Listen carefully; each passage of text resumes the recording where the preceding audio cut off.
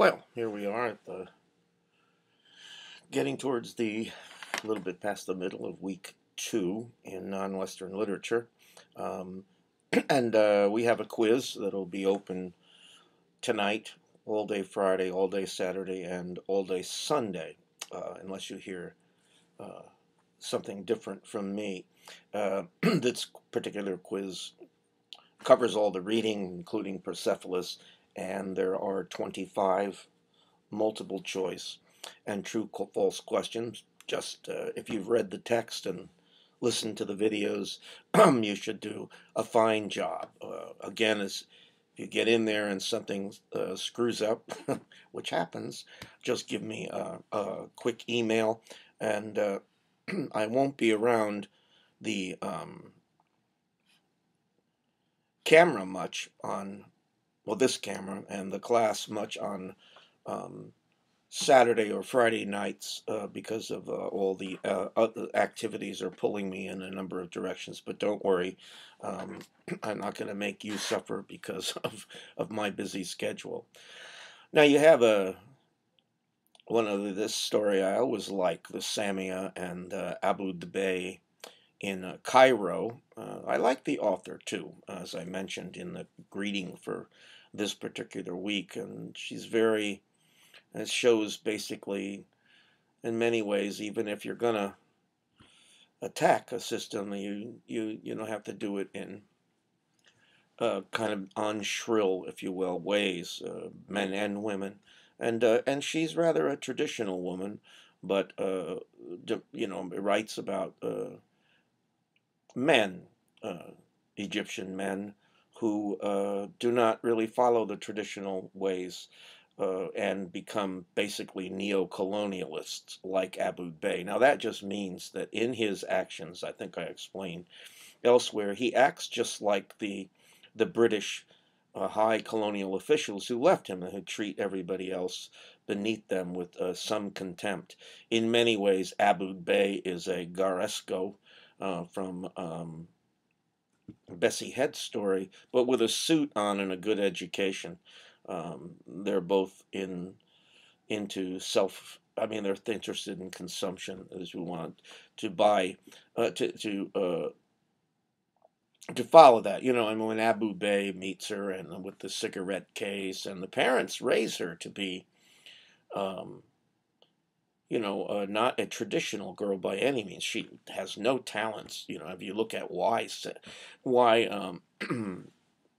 our character in Bessie Head's book survives, it's because she has skills, and those are customary skills, traditional kinds of things that she's learned, but she still knows you need a good education, which is one of the reasons she ends up killing her husband. She gives him every chance possible just to help the boys, but he wants to sit in the back and drink beer, and because he believes that his wife is having an affair with Paul. He can't imagine that a man would give anything to a woman without some kind of payback with sex.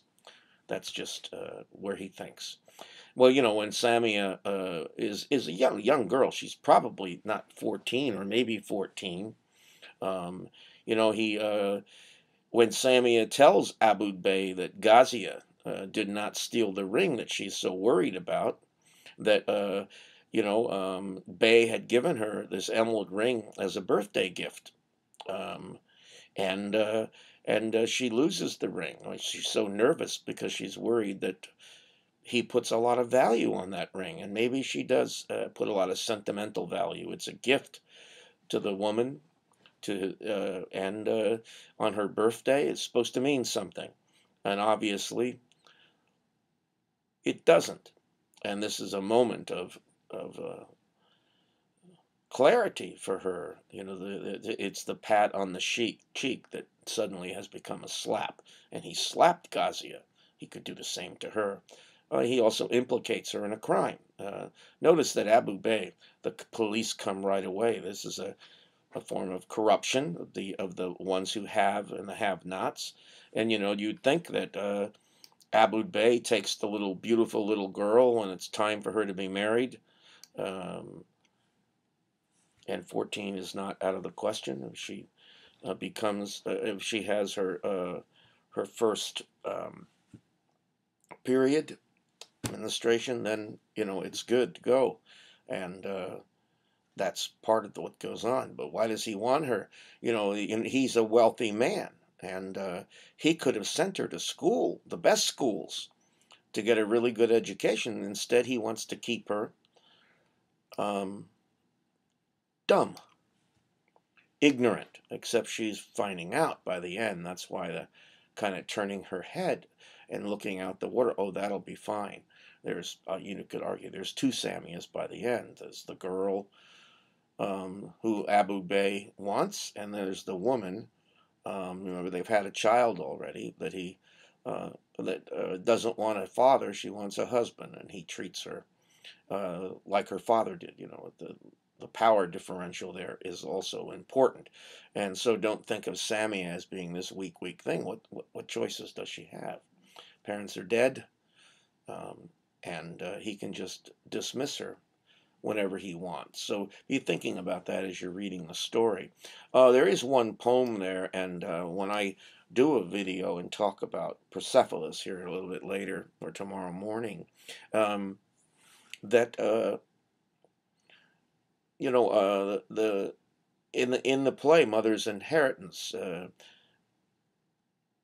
she teaches her daughter. I didn't put the daughter that says, "You gave me a neck instead of a necklace," and I'm pretty sure I mentioned that. And if you stick your neck out, pride in self and all this knowledge, you can get it cut off.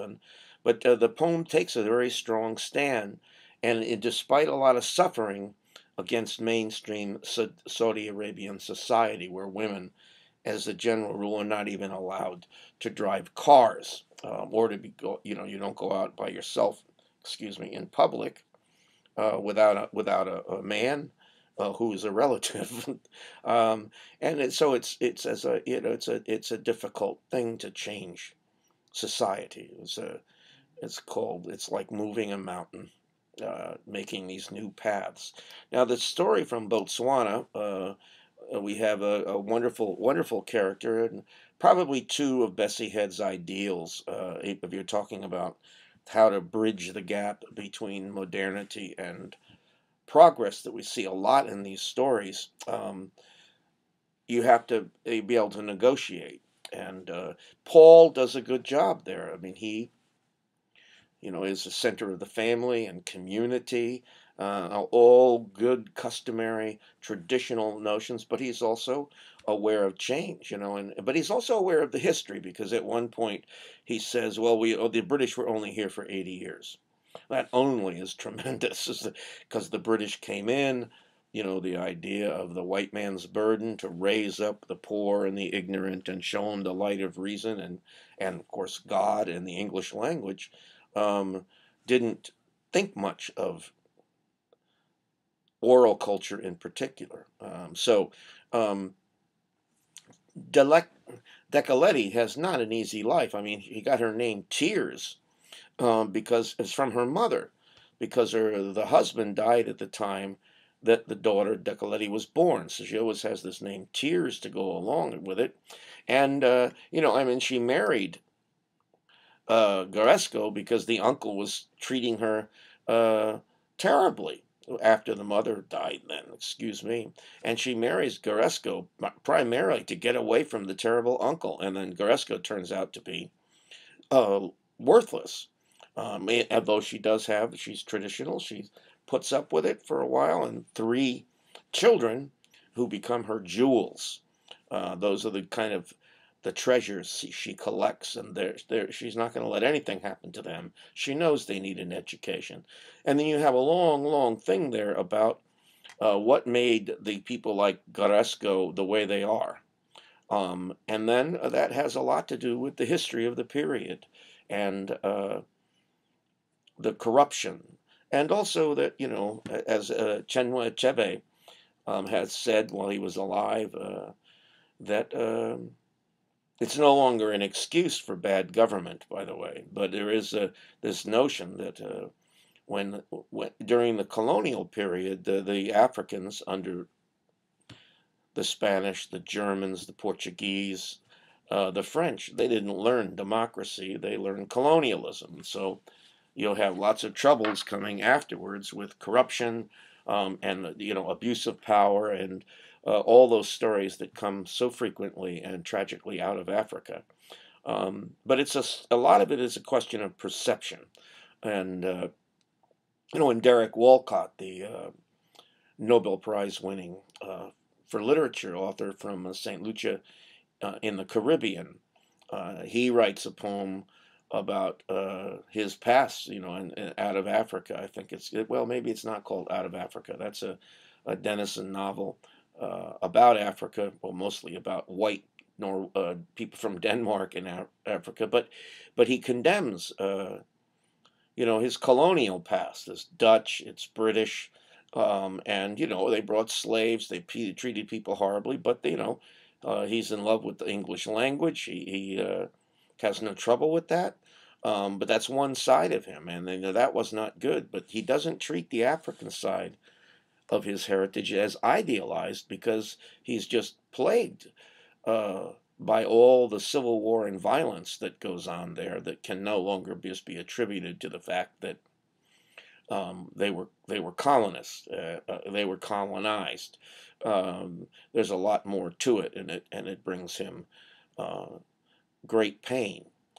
But they're part of him, and part of it too is with perceptions. And Achebe is talking, who wrote Things Fall Apart, to sort of, from his perspective, in many ways, give back the Igbo heritage that was in danger of being lost. Of course, it's his own vision of what it was, with some wonderful characters. You should read the book if you get a chance to know. Okonkwo was great, but he commits suicide in the end because he can't handle many of the things that are happening as the colonial forces arrive. It was not an idealized society, but he takes the test, Achebe does, and as I wrote note in the notes, Joyce Carey. Joyce Carey is an author, white, who wrote a book called Mr. Johnson. It was an international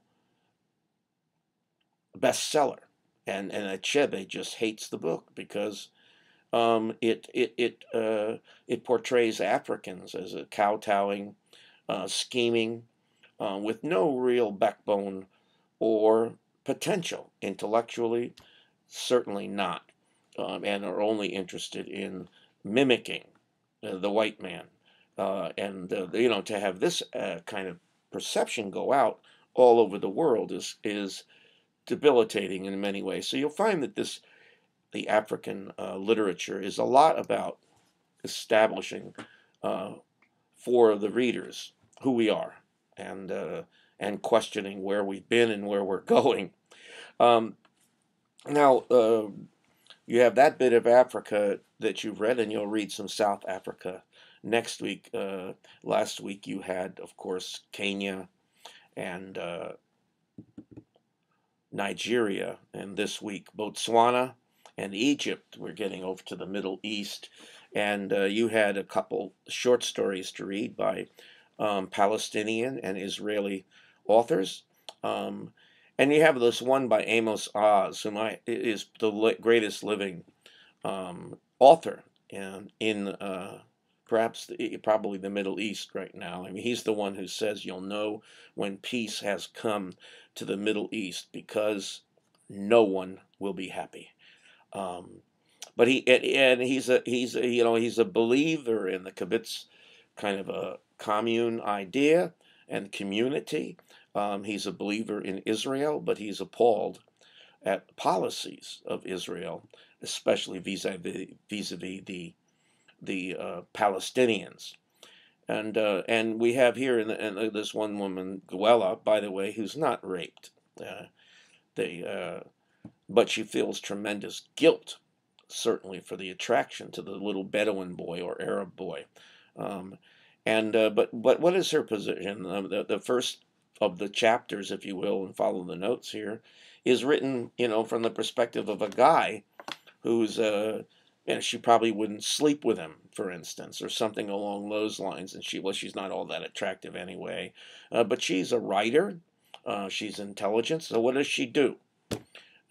She makes coffee and then makes sure there's no shortage of biscuits, would be cookies and stuff like that. So there's a lot of frustration. Why? There's a reason she'd like to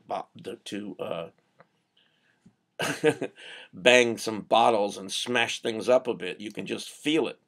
So is when she goes and meets the Bedouin boy, and the Bedouins they're migratory. They are Islamic. There are Arabs in the broad sense, uh, um, with a distinct identity, and they have towns and stuff that are mainly Bedouin areas in Israel and in Palestine. So they when they move their meager flocks and whatnot, they uh, pass through these areas. They're allowed, of course. That you find that this idealized Jewish kibbutz is made of a bunch of racists and idealists, and Gwella is caught in there, and it's kind of, it is, and it is a gender issue, but she's attracted to this young Arab boy, and in fact they do smoke cigarettes together, and she's in a sense repelled by her attraction. But as I said in the greeting for the week,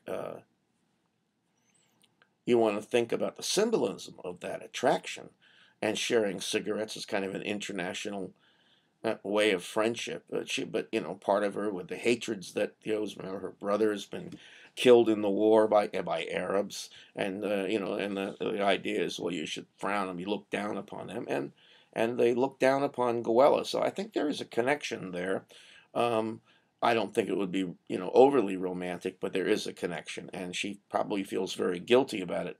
I suspect that the venom they're talking about, it's called what I can't remember the name of the story all of a sudden, um, but there is the one of the venom, and the venom, one could argue, is this kind of hatred that poisons society, and it's poisoned her. Maybe the breaking of the glasses, cutting and things like that. There could be pit vipers there, but it just seems to me too convenient to have her getting bitten by one. But she's already been bitten, if you want to think of it figuratively. You have another card. You have a little poem there by Mohammed Darwish. I think he died recently. He is almost called the poet of the Palestinians, and in the poem he describes the plight of the Palestinians, especially after the Jewish state was established in 48, and their disenfranchisement, and they're forced to carry identity cards that turn the people, if you will, into numbers. And in the poem, though, he is not saying, "Oh yes, everything's going to be okay. Oh, you bad Jews, we're going to kill you." Nothing along those lines is. But it is a kind of like, it always reminds me of um, A Dream Deferred by Langston Hughes. What happens to a dream deferred? Does it dry up like a raisin, or does it explode basically by the end? And so in the poem Identity Card, he's addressing the plight of the Palestinians. He's sort of projecting himself as a normal Palestinian with many children, and poverty, and no name, just a number on an identity card. Now, this will come up in South Africa. The idea of nameless people sacrificed to, let's say, colonialism or capitalism, in the sense of the United Fruit Company in Central America, where the people who work there are just these numbers rolling. He offers warnings, therefore, connected with the plight of the Palestinians, that, one could say he projected or predicted in his own way the first of the two intifadas, one of which, if you want to read about, get another graphic novel called Palestine by Joe Sacco, Sacco, and we're reading his book as we're reading the Persepolis in my comics as literature class. Well, The Land of Sad Oranges has a great opening couple paragraphs, and then when they go to Sidon, is it Sidon? Maybe. In Lebanon, southern Lebanon. Lebanon, of course, has a border with Israel, And Lebanon, the Israelis have invaded a couple times. Most recently, met with fierce resistance from Hezbollah, militant organization that basically uh, runs much of what goes on in Lebanon at this point. But at any rate, the narrator, when they're forced to go over the border at the time of the 15th of May in 1948, uh, going to be the start of um, the war of Israel that's followed in movies such as Exodus. When as soon as Israel declares independence, with Ben Gurion as the president, the Arabs invade. But prior to that, all the Palestinians in the north, many thousands of them, 150 probably or more, fled. Some went to Jordan, some to Egypt, and a lot of them went to Palestine, where we still have refugee camps. But one of the ironies is that uh, at one point when he's being forced to cross the border, the uncle runs into a Jewish family's house and tells the people, "Go to Palestine." As a kind of reversal. It's a humorous line, but one of those humorous lines. But after you read it, um, then you feel bad about it, and this is normal. The this is what happens, and it's called in the literature, in the politics. Excuse me. Uh, the right of return. And so in the uncle cheers um, in on when the Arabs are attacking, but they're slaughtered. But I mean the Israeli forces establish Israel basically as a nation. The United Nations acknowledges it as a nation. And then not that long later, 1967, there's a full-blown war, and that's where Israel proclaimed, they occupied East Jerusalem, they took the Golan Heights, and the Gulf of Sinai, which they gave back to the Arabs. Menachem Begin and Sadat agreed to give back. But you have all these people like the uncle and the family that's letting you know what it's like to be a refugees. Um, they can't return, and one of the bargaining chips is this so-called right of return, the right of all these now millions of Palestinians after 50 years to come back to Israel and to get compensation for the lands they lost and things like this. And I mean, probably never going to happen.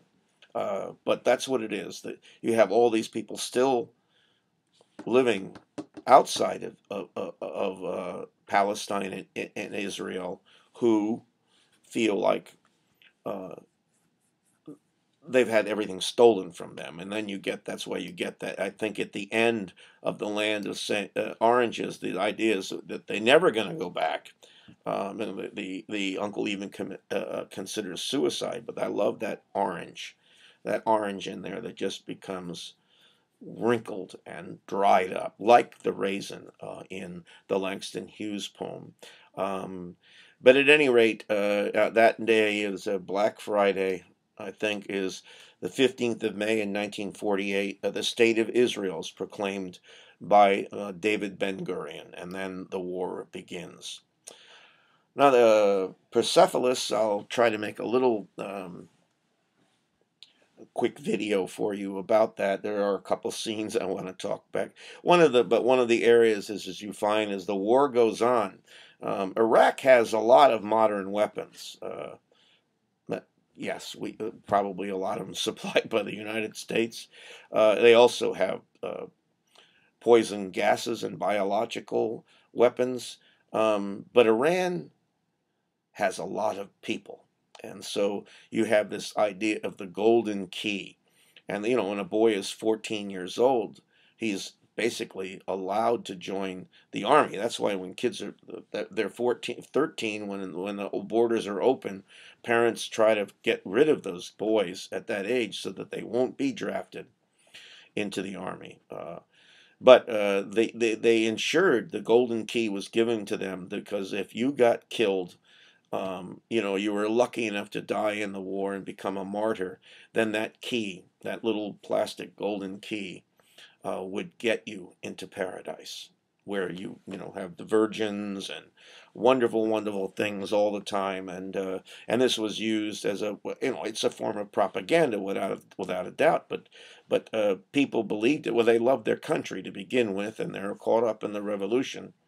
But the slaughter, as they show on one of the flash pages. Flash page is just when you're looking at Persepolis. I could probably find one if I look around enough. A flash page is where you have the whole page like that. That's a flash page, if you can see it. And there's one there with all these little kids getting blown up, and that's to emphasize the horror there. And yeah, that's a terrible, terrible situation. But yeah, little boys would be getting there literally to clear minds.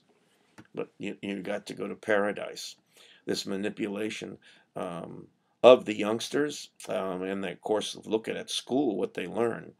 Now there are other kinds of things, practical things. So that's what the whole book is about, really, and that's why I think more inclined to get involved in it. When Margie's uncle Taylor, he suffers after I guess there's a grenade blast outside, and he's 59, and he's sent his son away so that he wouldn't get drafted into the military, and he's miserable. And he has a third heart attack. And in one of those scenes that's just undoes me every time, because this is what happened. Uncle's wife goes to the chief administrator of the hospital, administrator, to ask for permission for the father, or her husband, excuse me, to leave Iran. He needs an official passport. She realizes that guy is her former window washer. And of course, he knows absolutely nothing. Well, it's the will of God. And this is what happened. This kind of like the world turned upside down. Now remember, Margie's father goes to a illegal person, and he knows that it helped someone before, and this guy, for a considerable sum, is going to make the uncle an illegal passport so they can get him out, because you're allowed to go back and forth a little bit that time. And there's that girl there who he says, well, she's a communist and she's hiding here, and they never get the passport because the authorities come. They grab the communist girl, they execute her as an enemy of state, and I believe he escapes. The passport does come, but the uncle is already dead. It takes forever, a long time. But the uncle dies, and so he'll never get to see his son again.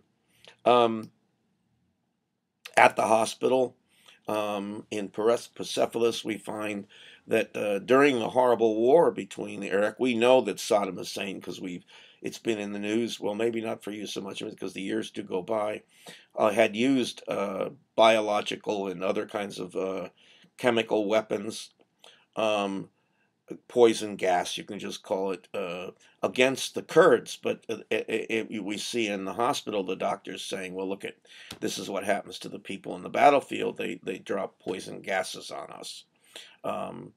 But one of the things that's interesting is I was making a question up at one point. She probably, Persepolis has made Satrapi a persona non grata in Iran. If she goes back, there would be problems. Like I say, she speaks French. We have no mention of the Quran yet that you've seen that is, trying to find passages or repeating passages from the Quran to say something bad about Islam. She doesn't do that. And not once so far. I mean, I've been looking. If you can get me, is does she condemn Ayatollah Khomeini uh, by name in the book? She's very careful there. I mean, by implication, she mentions Badi Sadr, and was a prime minister at the time, and they were rather ineffectual because more and more the Ayatollah took greater control over the country to where we are now. And we'll see what happens. But we got to be careful. She may be criticizing the Iranians, but she doesn't go after religion, and we don't even know exactly her religion, which is the parents don't. They do follow some of the more traditional um, ceremonies, but I mean, almost all the relatives are communists and whatnot. But she does go to a Catholic school in Austria, and she had gone to a secular French school in there because the teachers were yelling at her, saying, "You people who go to those schools, you have no respect, you have nothing," because they voice their opinions, and you're not supposed to do that in school. I'll get back to that because her school days are are more than a little interesting. There are other kind of personal tragedies to see that not only does Saddam bomb Turan with fighter pilot, the fighter jets, and the Iranians will retaliate, but all their pilots are in jail because no one trusts them. Uh, in the Shah, anybody who was a pilot was considered a suspect when the cultural, well, the revolution, Islamic Revolution, and the Cultural Revolution took place. Saddam did the same thing. He sent all his jets to Iran when the United States invaded, but the Air Force played a little role because Saddam didn't trust his own pilots, and that's basically what happened with the jet pilots in Persepolis. Though they do go, one of the girls' fathers is uh, let out of jail and put in the cockpit of a jet fighter and goes and is shot down and dies. And I remember Satrapi in the school had written this wonderful, wonderful essay, but they gave the prize to the girl whose father was a martyr. And Satrapi goes up to her in the playground and says, "Well, your father was a hero. He's a great martyr to the cause. You should be happy." And she says, "I'd rather have him not a hero and in jail and alive," or something to those things. But you might be surprised to find Jews living in Turan. There's a long tradition of Jews living in Turan and places like Morocco. And I think Turan at one point, and Baghdad too, Turan had a substantial portion of Jews who had lived there without trouble for a long time.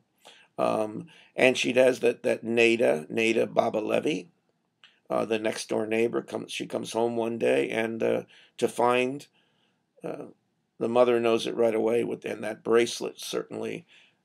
She discovers that the bracelet is hooked to the arm, probably of not Nada.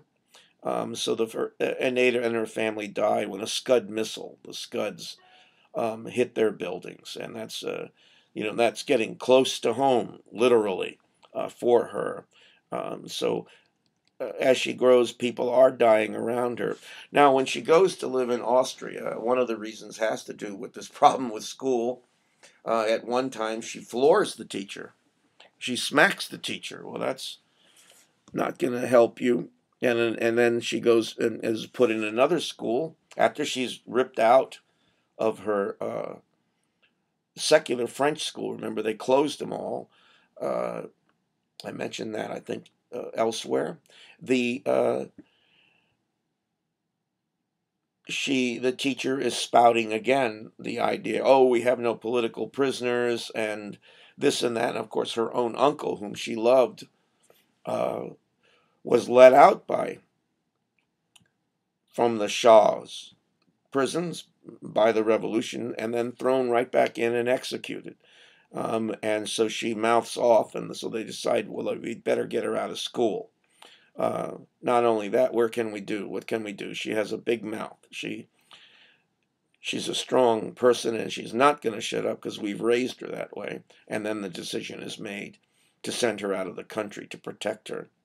Um, Now she gets expelled from the Catholic school um, because the nuns call her. They say, "Oh, you Iranians, you have no manners," because she's eating pasta out of a bowl while she's watching television with the nuns. And she turns to them and she says, "Oh, you nuns are all prostitutes." And of course, then she's kicked out again from school and will go elsewhere. Um, and that's part of, we see that she has a backbone this one year, but she's also trying to assimilate. Um, she's growing up, 16, and now she's really tall. She excels in math. She writes caricatures. I love the line. I'll talk about it in the other video where she talks about how it's more difficult to do caricatures in Austria because back home when she did them, everybody had had veils and shutters on, so they just looked like these plump little black things with holes in their head. Um, I love when her mother comes to visit. Her mother won't eat the pasta one night. The mother uh, starts making the dinners, but the mother at first she's living with 8 guys, and she's thinking, "My gosh, what's going on with my daughter?" And she said, "Well, they're all homosexuals."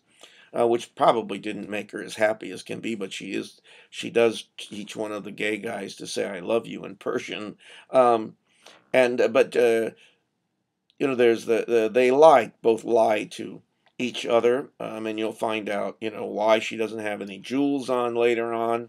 Um, but she's growing, and she's trying, like I said, she's trying to assimilate until she's rejected. And then that one great scene where she says, "I am from Iran," and she remembers what her grandmother said about "be true to yourself, be yourself," and so she's going to try to maintain this. But the pressure is great. As a matter of fact, at the end of the sections you read today for this week, she's doing LSD and other kinds of drugs every week. She's getting more and more weak and mixed up and uncertain. The poor girl is old enough. She's all her one friend's on the pill, and she has all these cultural things that are telling her, kissing a boy in public is, horrible. But she's interested in losing her virginity, and finally she meets Henrique, and she thinks, I love that he takes her to the revolutionary anarchist party, which just turns out to be just nothing, really. But they're going to sleep in the same bed. And she wakes up and she thinks, oh, he hates me because I'm so horrible, and he's in love with the other girl, all the kinds of things that show how conflicted she is about all the stuff going on. But she keeps her virginity. Now, it's because Enrique really, really likes her a lot, and he's experimenting. He's a friend of one of the gay guys with whom Margie lives.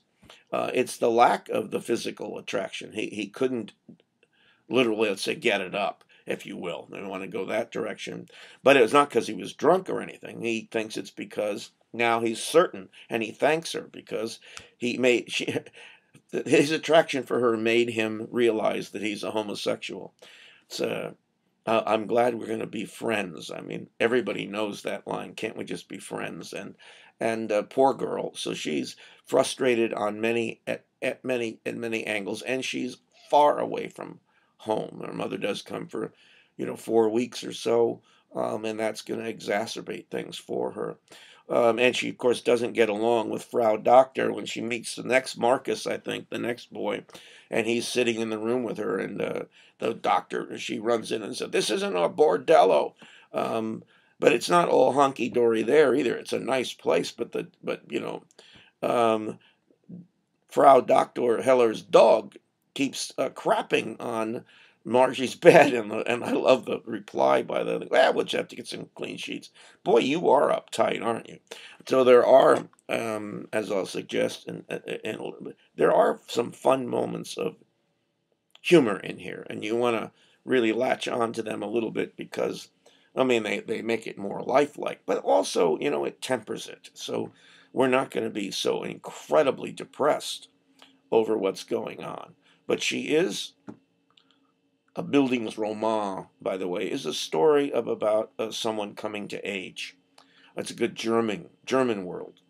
And that's what we have here. We're following her, the war in Iran, we're following the politics and everything. But why we can be engaged in it is we're learning about this young lady, very smart, very troubled, and in very, very vulnerable positions. Here she is in a language place where they're speaking a German, and her French is getting better.